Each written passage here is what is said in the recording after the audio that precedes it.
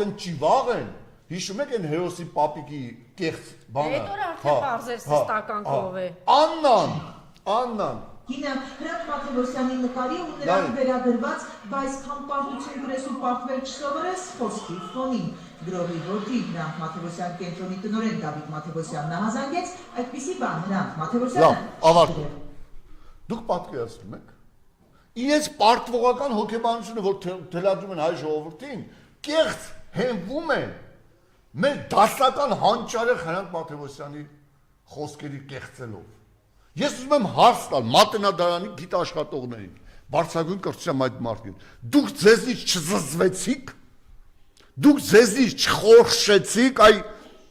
մարդկային ոչնչության բարձրագույն գիտական ներկայացուցիչներ, որ դուք թույլ եք տալիս այս անգրագետ տգետ հարճը գա ու ձեզ խափի, ստորացնի,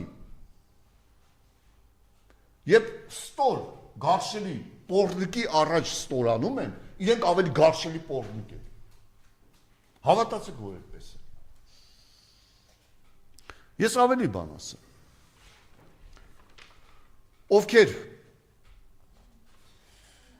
Ովքեր չեն հավատում, կարող են հենց իմ էջում բացեն կարդան։ Ես մամուլից եմ վերցել։ Աննան ուներ 8 անգամ 8 ինչ-որ սուպերմարկետների ցանկ։ Տերորի ենթարկեցին են, որ ասում էին բանը Ծիրան սուպերմարկետներում ստուգումներ են բանին, հետո Նարեկ Նալբանդյանի այդ իրենց բանը, այսինքն իրենց օլիգարխները, դա բանը։ Նարեկ Նալբանդյանը գնեց Ծիրան սուպերմարկետները, Ծուկտոր սուպերմարկետները։ Այ հենց իրանք են իրանք։ Հա, հիմա ուրիշ բան ասեմ։ 5 միլիոնով իմիջիալոս գնացին նաև Հովիկ Աբրամյանի տունը։ Չեն գնում, իրանք դες պրոստը ռեկետ են անում։ Հա։ Հիմա մի ուրիշ բան ասեմ։ Երեք Անան գնողի նման, Երևան City-ի իմ շատ մտերիմ մեկը, ասում է Երևան City-ները շուտով դառնալվեն Աննայի սեփականատերը, բանին Լֆիկին Սամվել Ալեքսանյանին ասել են 25% քոննա, 20% այդ քո շրջապատի մարդկանց, 55% պետք է Աննան լինի։ Եվ հիմա գիտեք ինչ տերոր են, ինչպես Ծիրան սուպերմարկետներում են, չէ՞ տերոր անում, ստուգումներ անում բան։ Հիմա անում են նաև բանի Երևան City-ների, բայց սկսել են փոքր ձեռնարկություններից։ Փոքրերից են սկսել, փոքրերից։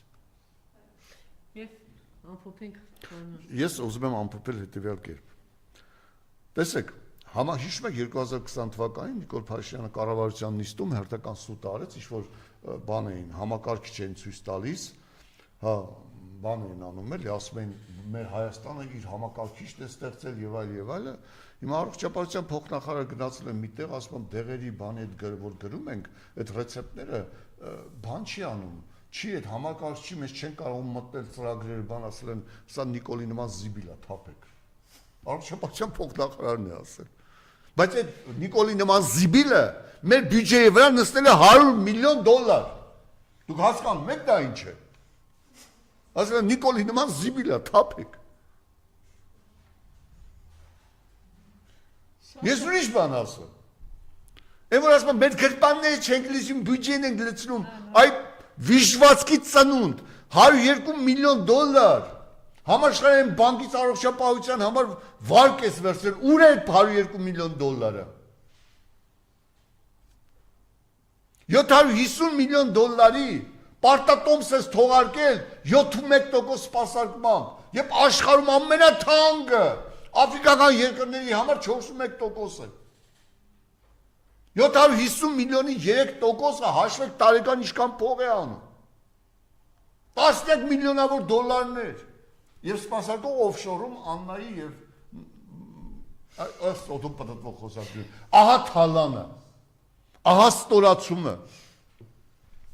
Շնորհակալություն։ Մնացեք մեզ հետ մի քանի րոպեից ուղիղ եթերում կլինի Նարինե Դիլբարյանը։